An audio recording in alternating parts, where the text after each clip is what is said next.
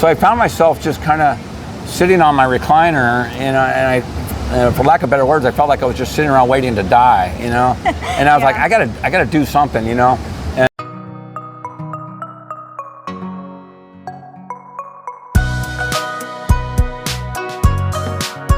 hi, hello everyone. Welcome back to my channel. It's Wang, and today I have here Craig, and he's gonna share you guys his first time here in the Philippines. But before that, Craig, can you introduce yourself more to our viewers? My name is Craig, and I currently reside in North Carolina, USA, and I am here on my 29-day exploratory discovery trip because listening to many vloggers, they all said the same thing, that do not move over here blindly. You want to come over here and check it out, make sure that you and the Philippines are a good match, because it's not for everybody. And so I took that advice, booked my airplane ticket, and got on a plane and came over here. I'd never been here before. And so a lot of people back in the States, they thought I was mildly crazy to go someplace I've never, like, why would you go 8,000 miles away from home?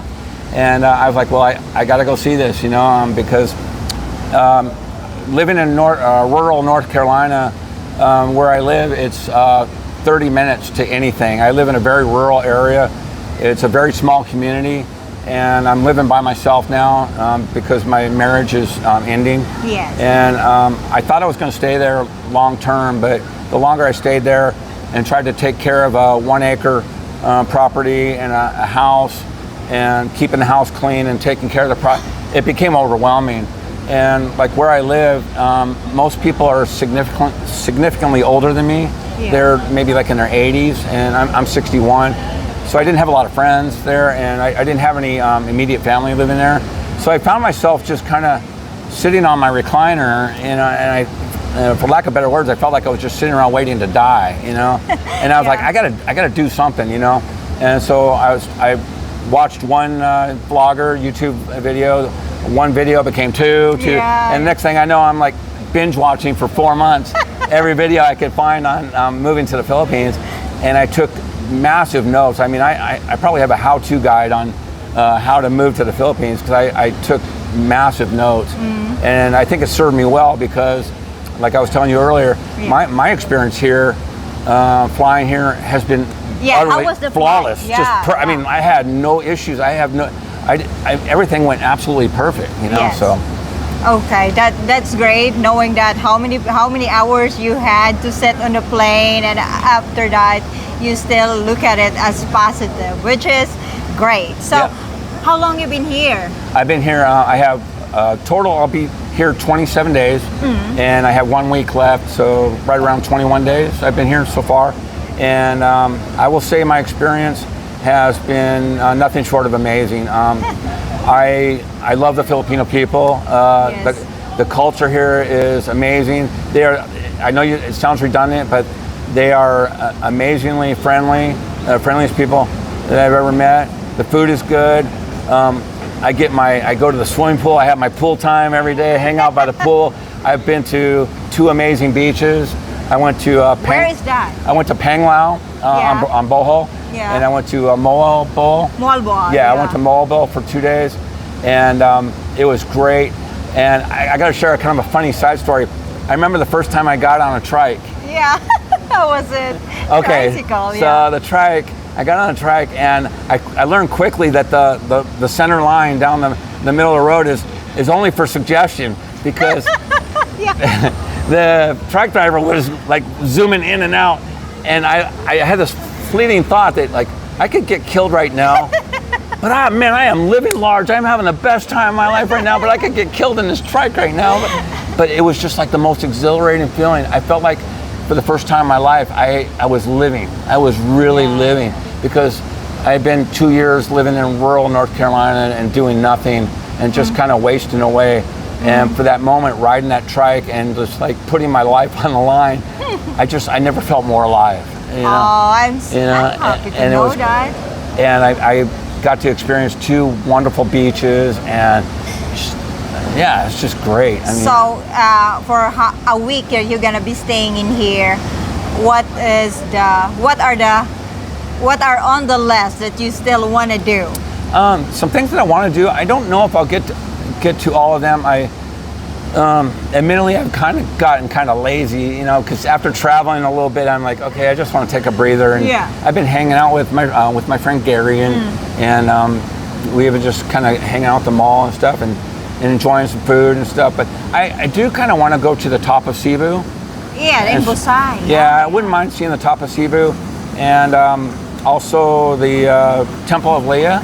Yeah. It's you can actually get it for a trip, like one trip. Like there's taxi drivers who gonna offer you that. You're gonna go one Temple of Leah in Busai. You can see the sunset, whatever. I never been in there, but yeah, that's one of the things you. I would advise your subscribers, when you come here, don't just sit around and kind of waste away in Cebu.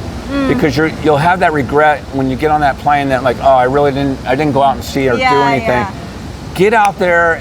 There's so many places that are not far from Cebu that you can catch an ocean jet ferry to Panglao. It's a 2-hour ferry, and you're on a tropical beach. It's awesome. Moabol was a 4-hour bus ride, and they stop halfway, and you can have some food and there's just so many things that you don't have to go real far.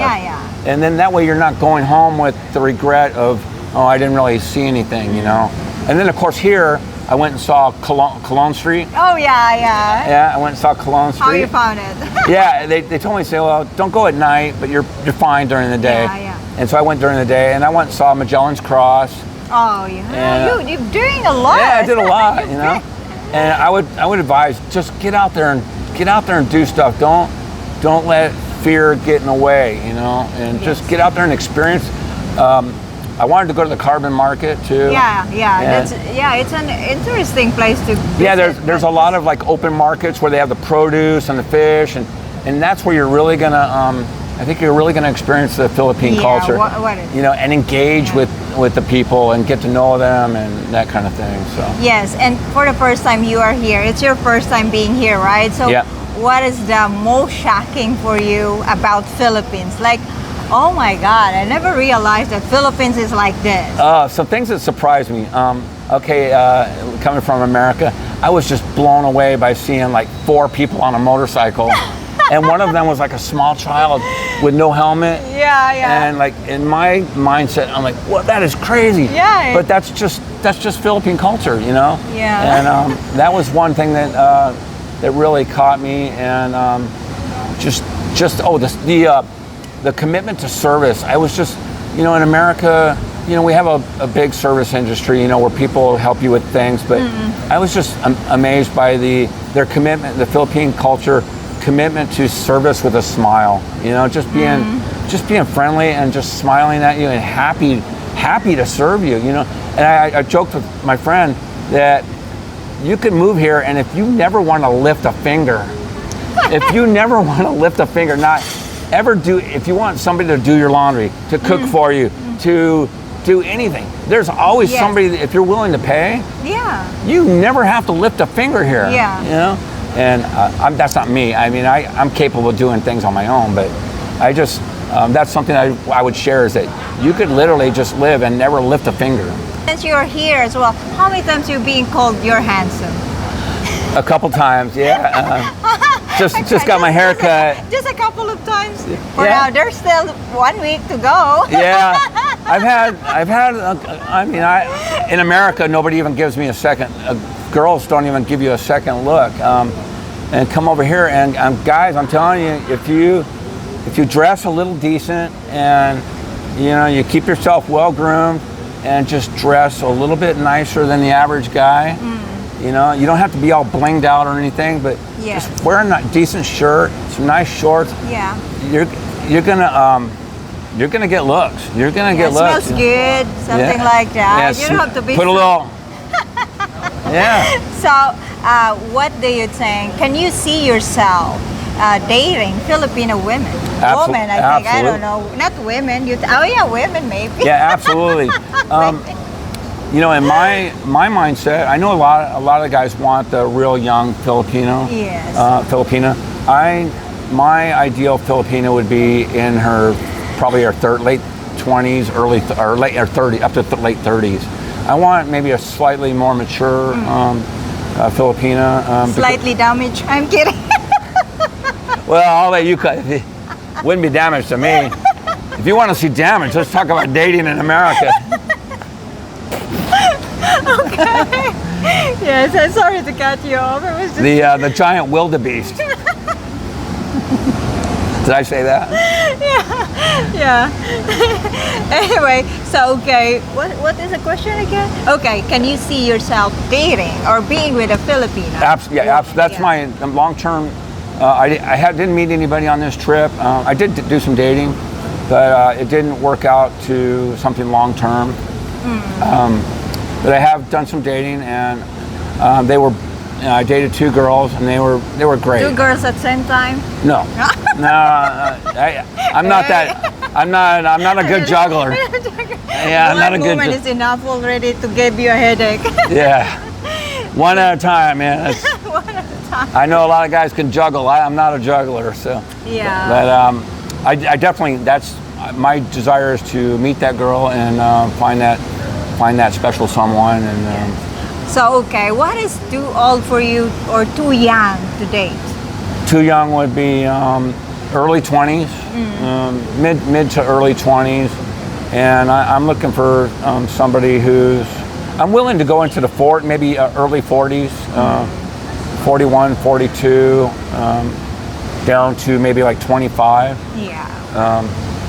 I just feel like if I went too young, finding things in common might be a little bit of a challenge. Yes.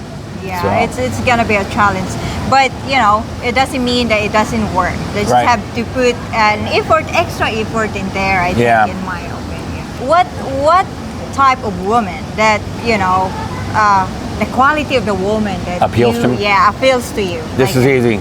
Yeah, easy. This is easy. Coming You're from an easy guy. Yeah, from American dating culture.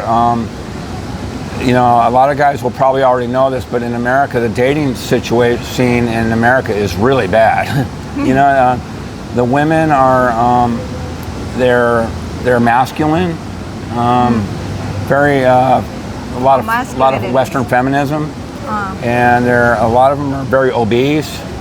Yeah. Okay. And and a lot of tattoos, tattoos everywhere, heavy makeup. Heavy the eyelashes, and so for me, I want that softer, more feminine Filipina. Maybe, a tattoo or 1 or 2 tattoos, would be okay. I just don't want that the entire sleeve thing, Yes. And I want minimal kind. Yeah, minimal. I would be okay with that, and someone who's dresses. That's the thing I notice immediately about Filipinas here.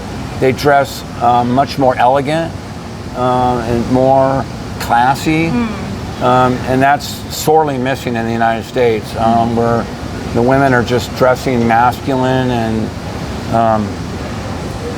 like as a 61-year-old man. Oh, you're 61? Yeah, I'm 61. I thought it's just 60.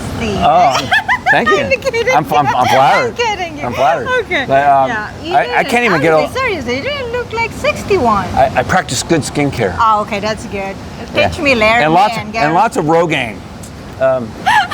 Because I'm really vain about my hair. I can't lose my hair. Yeah. But so yeah, they're very masculine, and I really appreciate the more feminine nature of Filipinas, and they're friendly and much more. I was going to say, women that are 50, like in my 50s and back in America, they won't even look at me, and you're almost invisible, and you come here and.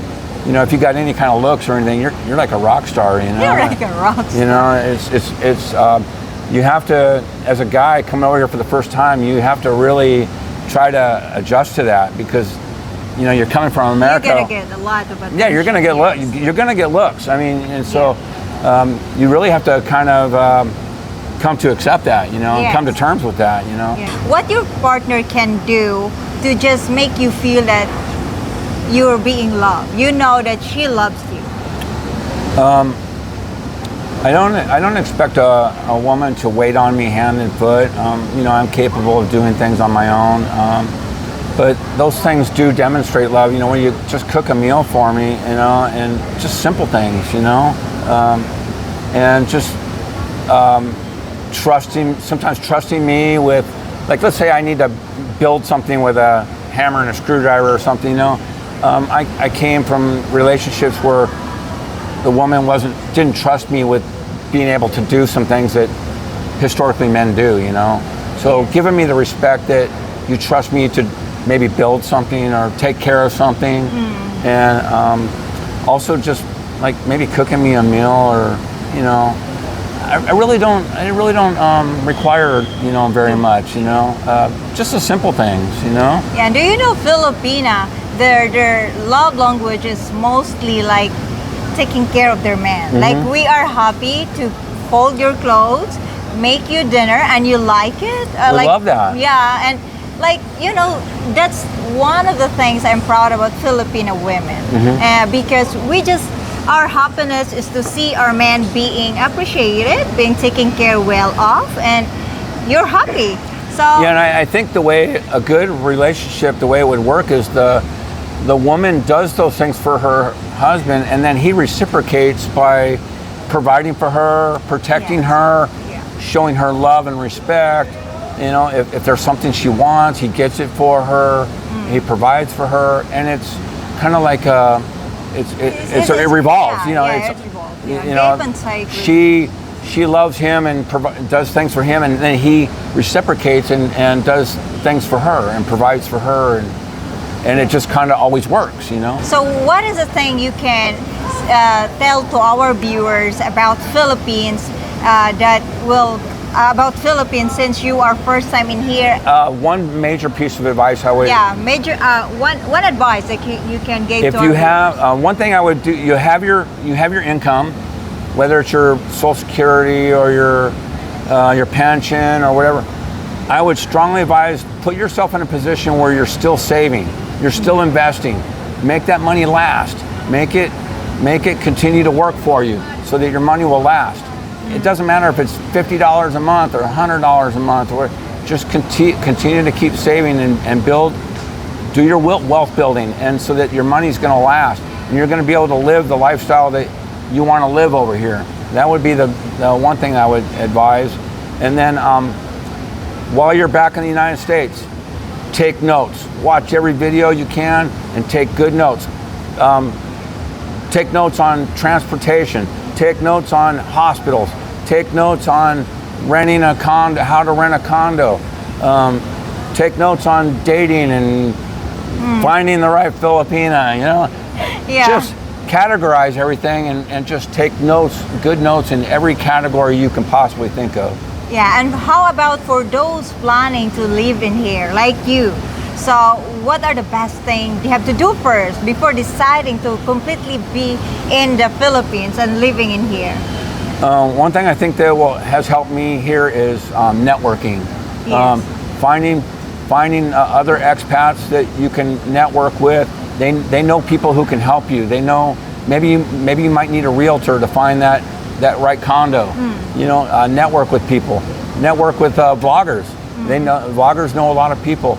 Just talk to people and network, and because they can give you a lot of information on how to travel, how to transportation, anything. How to find a condo. I would say when you get here, if you decide to move here, rent an Airbnb for a month. While you try to get settled in. Yes. Take care. My priority is going to be, of course, immigration. I want to get that taken care of. That's priority number one. Take care of my immigration. I'm going to apply for the SRRV because I'm a veteran, and make sure that I can stay here legally. That's pretty important, Yeah. So take care of my immigration. Then it's find a place to where I can get settled in to live, and then maybe pursue driver's license, or a motorcycle endorsement, Yeah. But just take one thing at a time.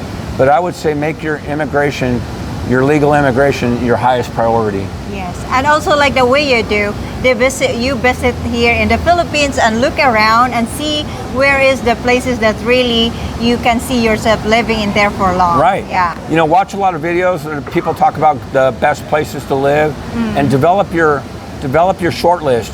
Places that you want to check out. Maybe you want to go check out Buymecoffe, or maybe you want to go check out Cagayan de Oro. Yes. And develop your short list, and then when you get moved here, just start. There's a ferry that will take you just about anywhere. Go check out, go visit those places. Say, Yes. can I see myself living here? Does it have good internet? Are rentals affordable? And then just figure out where you want to live. Yes. Okay, Craig. Thank you so You're much for sharing You're those. welcome. Yeah, I hope that you're gonna enjoy the rest of 1 week being here. And yeah, thanks a lot. I'm coming. Really I'm coming back. So yeah, he's coming back. I'm wow, coming back. he's excited. Got to go home, sell my house, sell my truck, sell everything. Oh wow, you're gonna sell everything? Sell everything. Yeah. Oh wow, that's a big move. I Big play. step. The hardest thing is going to be saying goodbye to my. I play electric guitar, and so Oh, saying goodbye you to my. can take it with you? Yeah, I might bring at least one. So Oh, okay. Wow, you have more than one. yeah. Oh, I that's buy really guitars good. like women buy shoes. So Oh, really? I know that feeling.